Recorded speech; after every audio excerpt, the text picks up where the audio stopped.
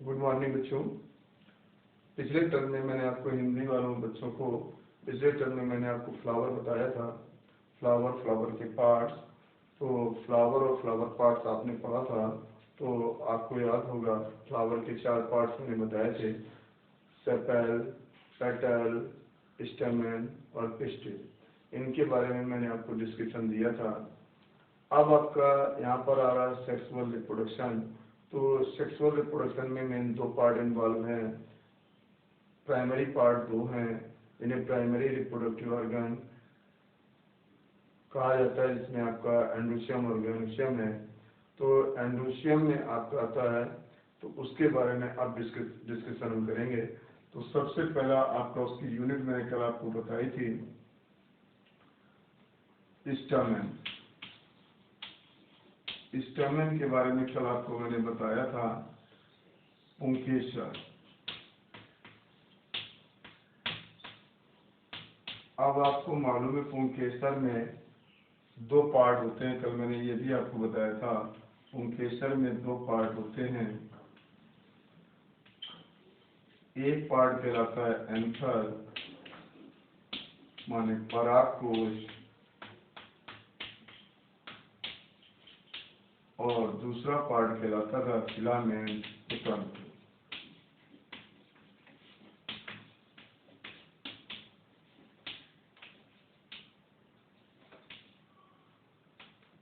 अब आपको मालूम है इस पे ये कनेक्टिव होता है।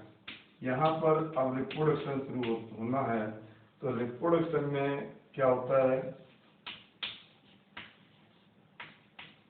इसमें 2 भाग में, ये भाग स्टेरल है और ये भाग फर्टाइल है। पहला भाग क्या है, फिलामेंट। आपका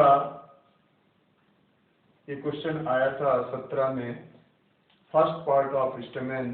तो स्टेमेन का फर्स्ट पार्ट क्या है, मेडिकल में क्वेश्चन आया था नीट में 2017-18 वाले एग्जाम में। तो उसमें पूछा गया था फर्स्ट पार्ट में से general main part fertile part क्या है, एंथर, लेकिन फर्स्ट पार्ट क्या है, फिलामेंट। पहले क्या बनता है, तो आपको मालूम है जो थैलेमस होता है उसका नोड जो होता है, तीसरा जो नोड होता है, वहां पर डेवलपमेंट होता है, वहीं से तो निकलता है डेंटल फिलामेंट, और फिलामेंट के टिप पर एंथर का विकास होता है। तो filament is the first part और anther is the second part. But fertile part जो होता है, जो जननिक भाग होता है, जो जनन करता है, वो क्या होता है, एंथर। अब आपको मालूम है, अब बात हो रही है एंथर की, परागकोश की। यही इसका जननिक भाग होता है, फर्टाइल भाग होता है। फर्टाइल भाग क्या है, जननिक भाग, जनन करने वाला भाग, वो आपका है क्या, एंथर। एंथर सामान्यता कैसा होता है, तो सामान्यता एंथर द्विकोष्ठकी होता है। सामान्यता एंथर क्या होता है, सामान्यता द्विकोष्ठकी होता है, बाइलोब्ड होता है, बाइलोब्ड माने इसमें 2 पालियां होती हैं। सामान्य रूप से इसमें देखा जाए तो कितनी पालियां होती हैं, 2। तो सामान्य रूप से कैसा हुआ, द्विकोष्ठकी। कुछ पौधों में एक कोष्ठकी होता है, मालवेसी फैमिली में एक कोष्ठकी होता है। इसमें मालवेसी माने वही गुड़हल वाली फैमिली में, मालवेसी फैमिली में एक कोष्ठकी होता है। कुल में कैसा है, एक कोष्ठकी। तो ऐसा नहीं है, एक कोष्ठकी भी हो सकता है। तो जनरली कैसा होता है, एंथर द्विकोष्ठकी। कनेक्टिव से 2 कोष्ठक रहते हैं, लेकिन कुछ पौधों में यह एक कोष्ठकी भी हो जाता है या पाया जाता है। तो मालवेसी कुल में, आपके कुकुरबिटेसी कुल में भी एक कोष्ठकी होता है। अब बात आती है, देखिए, तो एंथर में बनता क्या है, तो एक एंथर में जनरली जो द्विकोष्ठकी एंथर होता है वो टेट्रास्पोरेंजिएट होता है, माने उसके अंदर 4 माइक्रोस्पोरेंजिया बनते हैं। यहीं से मेन पार्ट शुरू होता है। तो प्रायः कैसा होता है? टेट्रास्पोरेंजिएट। टेट्रास्पोरेंजिएट मतलब क्या हुआ? एक परागकोश में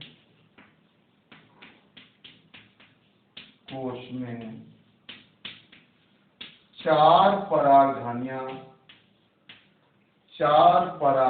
बनती हैं। कितनी बनती हैं? बहुत अच्छा क्वेश्चन है मेडिकल का। 4 परागधानियां बनती हैं या पाई जाती हैं। तो एक में कितनी मिलती हैं? 4। कौन से वाले में? जो सामान्य है। सामान्य कौन सा है? द्विकोष्ठी। तो उसमें कितनी बनती हैं? 4 परागधानियां। लेकिन जैसे आप मालवेसी कुल की बात या कुकुरबिटेसी कुल की बात करें तो वहां पर कितनी बनेंगे? तो वो 22 स्पोरेंजिएट होता है, माने वहां पर 2 परागधानियां बनती हैं। कितनी बनती है वहां पर? 2 परागधानियां बनती हैं। तो मालवेसी कुल में 22 स्पोरेंजिएट होता है। 22 स्पोरेंजिएट मतलब क्या हुआ? 2 परागधानियां बनती हैं। 2 परागधानियां बनती हैं। तो एंथर जो होता है वो ऊपर का फूला हुआ भाग होता है और वो जननी का भाग होता है। प्रायः द्विकोष्ठी होता है, कुछ पौधों में एक कोष्ठी होता है। जो द्विकोष्ठी होता है उसमें 4 परागधानियां बनती हैं, एक कोष्ठी में 2 परागधानियां। 4 वाले को टेट्रा, जनरली 4 होता है, उसको कहा जाता है टेट्रास्पोरेंजिएट। ये सत्संग केस होते हैं, बाकी जनरली क्या होता है? टेट्रास्पोरेंजिएट मतलब 4 परागधानियां बनेंगी। अब बात आ गई ये 4 परागधानियां। अब परागधानियों का विकास देखिए, माने development of microsporangia. Development of microsporangia. Development of microsporangia.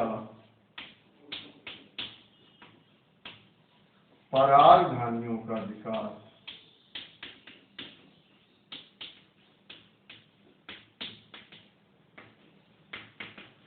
आप देखिए कैसे बनता है, कैसे परागधानियां विकसित होती हैं।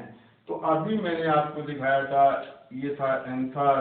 तो एंथर आपका जनरली वाला लेके चलते हैं, इसमें होता बाइलोट।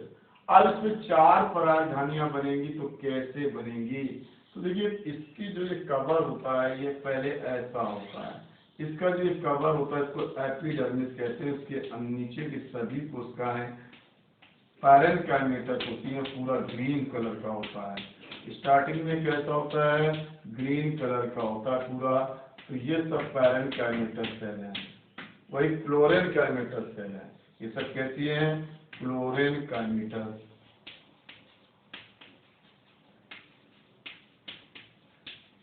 अच्छा, अब मतलब ये सब हरी कोशिकाएं हैं और बाहर वाली ये जो लेयर होती है इसे क्या कहते हैं? एपिडर्मिस। अब क्या होता है? इसमें एक डिप्रेशन बन जाता है जिसके कारण, अब 2 लोग तो पहले से करेक्टिव के कारण देखिए, तो ये अब एक डिप्रेशन यहाँ बन जाता है, एक डिप्रेशन यहाँ बन जाता है। तो ऐसे एक डिप्रेशन हुआ, ऐसे यहाँ से तो कनेक्टिव था ही था, यहाँ से एक डिप्रेशन हुआ, यहाँ से एक ऐसे हुआ और एक ऐसे हुआ। तो इस तरह से क्या हो गया? 4 एक तरह से चैम्बर लाइक स्ट्रक्चर बन जाते हैं। 4 चैम्बर लाइक स्ट्रक्चर बन जाते हैं। तो ये क्या है? एपिडर्मिस। ये तो वही एपिडर्मिस है। ये क्या है? एपिडर्मिस है आपकी। अब आप देखिए ये तो एपिडर्मिस है वही, और नीचे सब कौन से सेल है? पैरेन्काइमेटस सेल है वही। पैरेन्काइमेटस तो सब ग्रीन कलर की सेल है टोटल ये अभी आपका। और वाटर सप्लाई के लिए वेस्कुलर स्ट्रैंड है। तो ये तो वेस्कुलर बंडल वाला पोर्शन है। ये आपका यहाँ से क्या चलेगा? फूड और वाटर सप्लाई के लिए होता है। अब आपका देखिए ये जो 4 एक तरह से बन जाते हैं। अब हर जगह कितने भी कोई भी इसकी जो एपिडर्मिस सेल है कोई भी, अब मैं एक दिखाऊंगा लेकिन एक यहाँ बनेगा, यहाँ बनेगा, यहाँ बनेगा और एक यहाँ बनेगा, लेकिन सबका एक ही तरह का होगा। तो तो आप देखिए इसमें कोई भी एक सेल इसकी बड़ी हो गई, किसकी? एपिडर्मिस की। कोई भी सेल आप एपिडर्मिस की मान लीजिए वो लार्ज हो जाएगी और हैंगिंग हो जाएगी, नीचे आ जाएगी। देखिए कौन सी सेल? Epidermis cell. और ये वहां से टूटकर नीचे अलग हो जाएगी। एपिडर्मिस पूरी रहेगी और यही सेल नीचे आ गई, ये कहलाती है आर्ची स्पोरियल सेल। ये इनिशियल है और ये है आर्ची स्पोरियल सेल। तो कौन सी सेल बनेगी? आर्ची स्पोरियल सेल बनेगी हर जगह पर, यहाँ पर, यहाँ पर, यहाँ पर, यहाँ पर। अब ये आर्ची स्पोरियल सेल जो होती है, कौन सी? आर्ची स्पोरियल सेल डिवाइड होती है तो एक प्राइमरी पैराइटल सेल और एक प्राइमरी स्पोरोजिनस सेल बनेगी। अब ये सेल डिवाइड हो रही है, देखिए ये सेल पेरिक्लिनल विभाजित होती है, परिणत विभाजित होती है। तो इसमें देखिए दो सेल हो गई, एक तो प्राइमरी स्पोरोजिनस सेल है, प्राइमरी स्पोरोजिनस सेल है, और दूसरी प्राइमरी पैराइटल सेल है। पैराइटल सेल स्टेरिल है और स्पोरोजिनस सेल फर्टिल होती है। और ये दोनों सेल 2n होती हैं, माने सब पूरा अभी डायप्लॉइड है। पूरे में नंबर ऑफ क्रोमोसोम, एंजियोस्पर्म जो होते हैं वो डायप्लॉइड प्लांट होते हैं, ब्रायोफाइट हैप्लॉइड होते हैं, और टेरिडोफाइट, जिम्नोस्पर्म, एंजियोस्पर्म सब डायप्लॉइड प्लांट होते हैं। अच्छा, अब यहाँ पर आप देखिए तो जो पैराइटल सेल है वो रीडिवाइड होगी एंटीक्राइनल।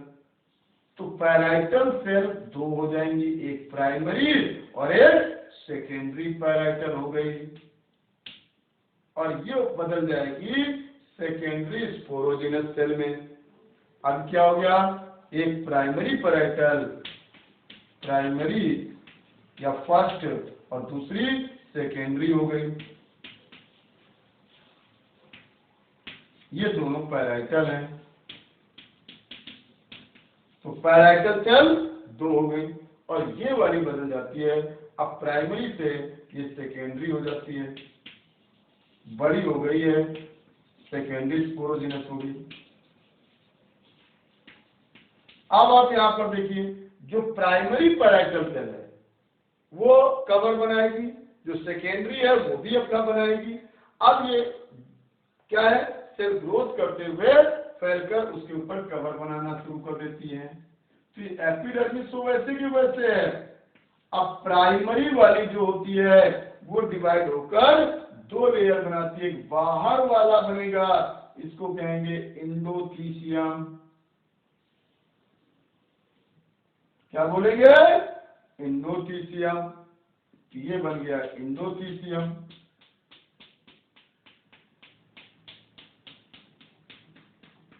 ये बन गया इंडोथीसियम। और इंडोथीसियम के अंदर एक और लेयर बनाएगी यही प्राइमरी पैराइटल, इसे कहेंगे मिडिल लेयर। क्या बन गया? Middle layer. और जो सेकेंडरी पैराइटल है वो भी बनाएगी एक मिडिल लेयर, और एक बनाएगी टैपिटम लेयर। तो मिडिल लेयर और टैपिटम लेयर बन जाएगा उसमें, मिडिल और टैपिटम। ये किससे बनेगा? सेकेंडरी। अब इसका मैं चार्ट बना के फ्लो चार्ट से आपको दिखाऊंगा तो आपको और क्लियर हो जाएगा। अच्छा, अब ये दोनों प्राइमरी पैराइटल ने क्या बनाया? तो बनाया इंडोथीसियम, सबसे बाहर इंडोथीसियम, और दूसरा क्या बनाया? Middle layer, first middle layer या आउटर मिडिल लेयर। ये दोनों आपका उससे बना, और जो सेकेंडरी पैराइटल है उससे बना इनर मिडिल लेयर।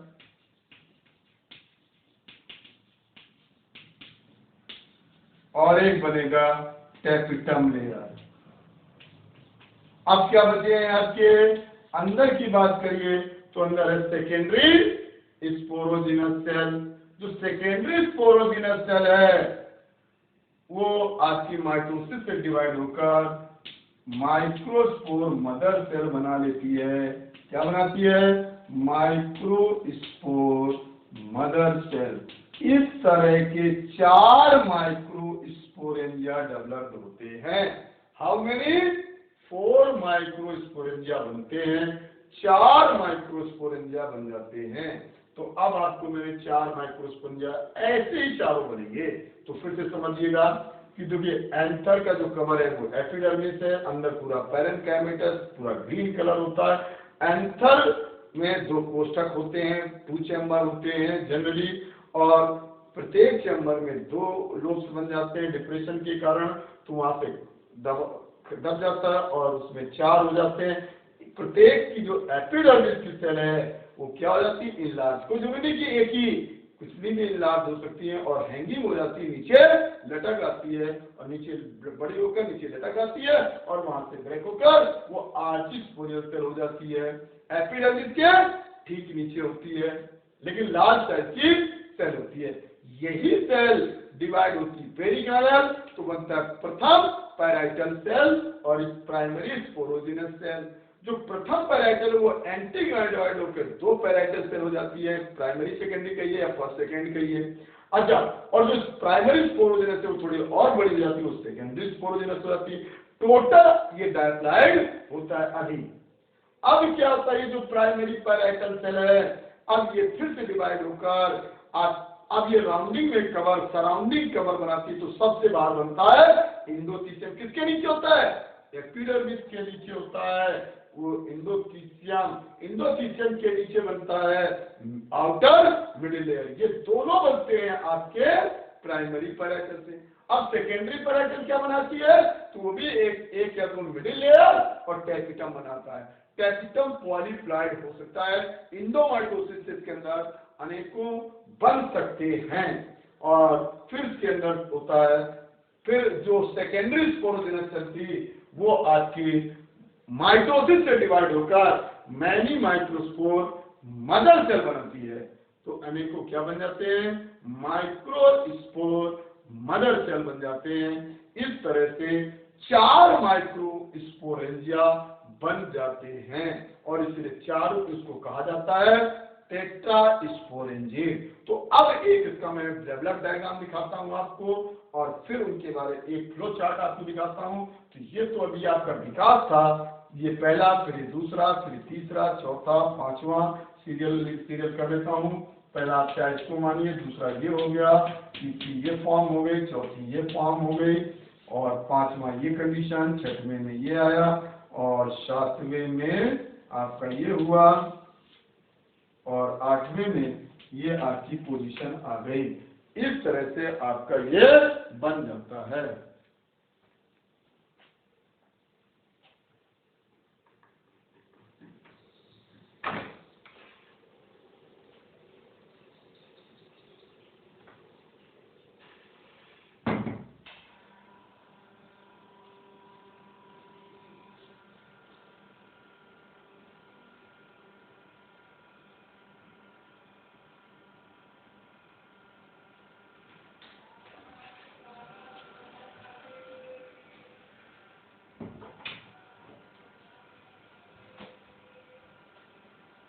हाँ, अब आपको देखिए, अब इसके बाद आप इसके आगे का विकास देखिए कैसे होगा। तो इसी को मैं चारों के डायग्राम आपको अलग से दिखा रहा हूँ कि कैसे बनेगा। तो अब आप डायग्राम के देखिए तो अब ये चीज कैसे आएगी चारों।